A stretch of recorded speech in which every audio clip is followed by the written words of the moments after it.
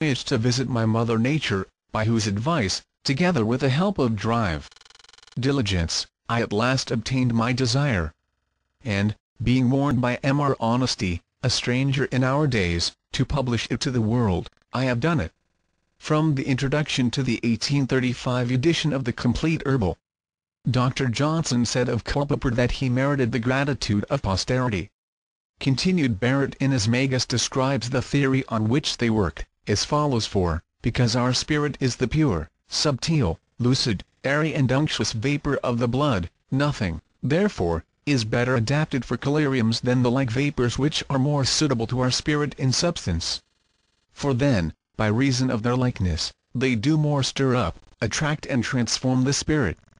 Poisons were thoroughly studied, and in some communities extracts of deadly herbs were administered to persons sentenced to death, as in the case of Socrates.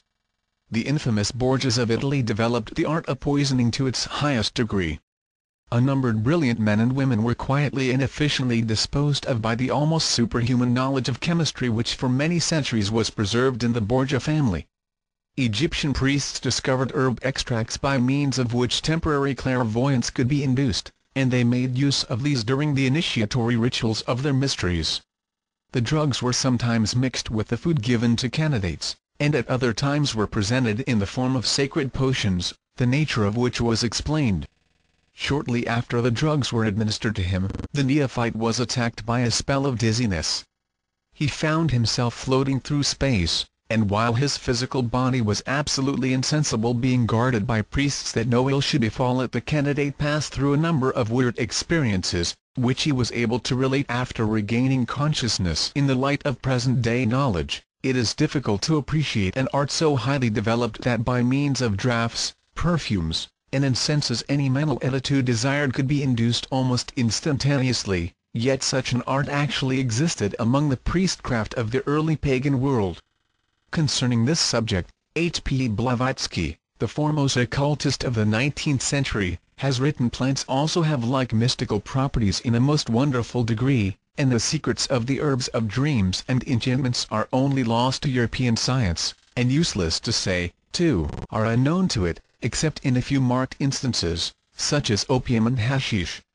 Yet, the psychical effects of even these few upon the human system are regarded as evidences of a temporary mental disorder.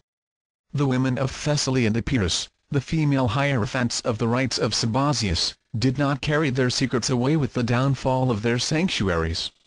They are still preserved, and those who are aware of the nature of soma, know the properties of other plants as well. Isis unveiled.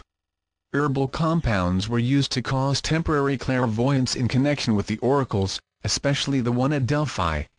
Words spoken while in these imposed trances were regarded as prophetic.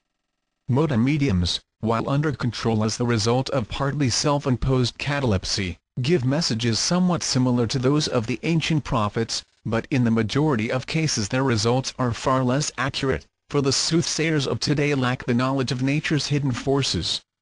The mysteries taught that during the higher degrees of initiation the gods themselves took part in the instruction of candidates, or at least were present, which was in itself a benediction. As the deities dwelt in the invisible worlds and came only in their spiritual bodies, it was impossible for the neophyte to cognize them without the assistance of drugs which stimulated the clairvoyant center of his consciousness, probably the pineal gland. Many initiates in the ancient mysteries stated emphatically that they had conversed with the immortals, and had beheld the gods. When the standards of the pagans became corrupted, a division took place in the mysteries. The band of truly enlightened ones separated themselves from the rest and, preserving the most important of their secrets, vanished without leaving a trace.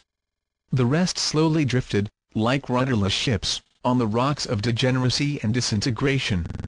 Some of the less important of the secret formula fell into the hands of the profane, who perverted them, as in the case of the Bacchanalia, during which drugs were mixed with wine and became the real cause of the orgies. In certain parts of the earth it was maintained that there were natural wells, springs, or fountains, in which the water, because of the minerals through which it coursed, was tinctured with sacred properties. Temples were often built near these spots, and in some cases natural caves which chanced to be in the vicinity were sanctified to some deity. The aspirants to initiation, and those who came to request prophetic dreams of the gods, were prepared by a fast, more or less prolonged, after which they partook of meals expressly prepared, and also of mysterious drinks, such as the water of Lethe, and the water of Mnemosyne in the grotto of Trophonius, or the Cicerone and the mysteries of the Eleusina. Different drugs were easily mixed up with the meats or introduced into the drinks, according to the state of mind or body into which it was necessary to throw the recipient, and the nature of the visions he was desirous of procuring. Salvert's The Occult Sciences. The same author states that certain sects of early Christianity were accused of using drugs for the same general purposes as the pagans. The sect of the Assassins, or the Yazidis as they are more generally known, demonstrated a rather interesting aspect of the drug problem. In the 11th century this order, by capturing the fortress of Mount Alamut, established itself at Iraq. Hassan Sabbah, the founder of the order, known as the Old Man of the Mountain, is suspected of having controlled his followers by the use of narcotics. Hassan made his followers believe that they were in paradise, where they would be forever if they implicitly obeyed him while they were alive. De Quincey, in his Confessions of an Opium Eater, describes the peculiar psychological effects produced by this product of the poppy, and the use of a similar drug may have given rise to the idea of paradise which filled the minds of the Yazidis. The philosophers of all ages have taught that the visible universe was but a fractional part of the whole, and that by analogy the physical body of man is in reality the least important part of his composite constitution. Most of the medical systems of today almost entirely ignore the superphysical man. They pay but scant attention to causes, and concentrate their efforts on ameliorating effects.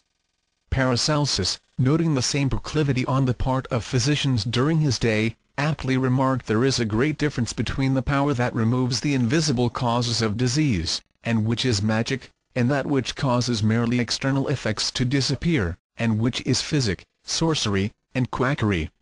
Translated by Franz Hartmann. Disease is unnatural, and is evidence that there is a maladjustment within or between organs or tissues. Permanent health cannot be regained until harmony is restored. The outstanding virtue of Hermetic medicine was its recognition of spiritual and psychophysical derangements as being largely responsible for the condition which is called physical disease. Suggestive therapy was used with marked success by the priest-physicians of the ancient world. Among the American Indians, the shamans, or medicine men dispelled sickness with the aid of mysterious dances, invocations, and charms. The fact that in spite of their ignorance of modern methods of medical treatment these sorcerers effected innumerable cures, is well worthy of consideration. The magic rituals used by the Egyptian priests for the curing of disease were based upon a highly developed comprehension of the complex workings of the human mind and its reactions upon the physical constitution. The Egyptian and Brahmin worlds undoubtedly understood the fundamental principle of vibrotherapeutics. By means of chants and mantras, which emphasized certain vowel and consonant sounds, they set up vibratory reactions which dispelled congestions and assisted nature in reconstructing broken members and depleted organisms. They also applied their knowledge of the laws governing vibration to the spiritual constitution of man. By their intonings, they stimulated latent centers of consciousness and thereby vastly increased the sensitiveness of the subjective nature.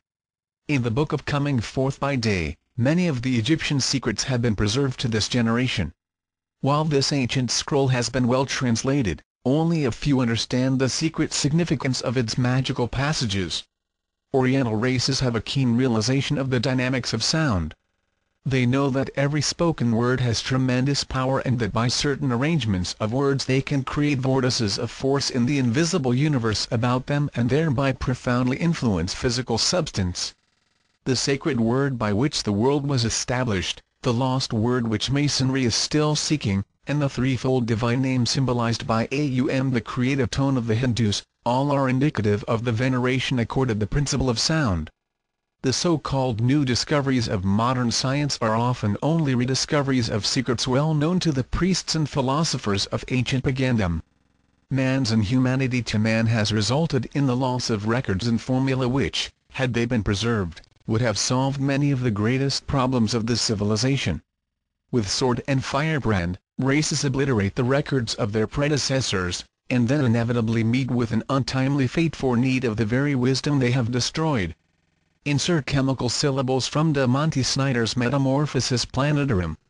De Monty Snyder's declares that each of the above characters forms one syllables of a word having 7 syllables, the word itself representing the materia prima, or first substance of the universe. As all substance is composed of 7 powers combined according to certain cosmic laws, a great mystery is concealed within the sevenfold constitution of man, and the universe. Of the above 7 characters, De Monty Snyder writes, whoever wants to know the true name and character of the materia prima shall know that out of the combination of the above figures syllables are produced, and out of these the verbum significativum. Continued. The Kabbalah, the secret doctrine of Israel,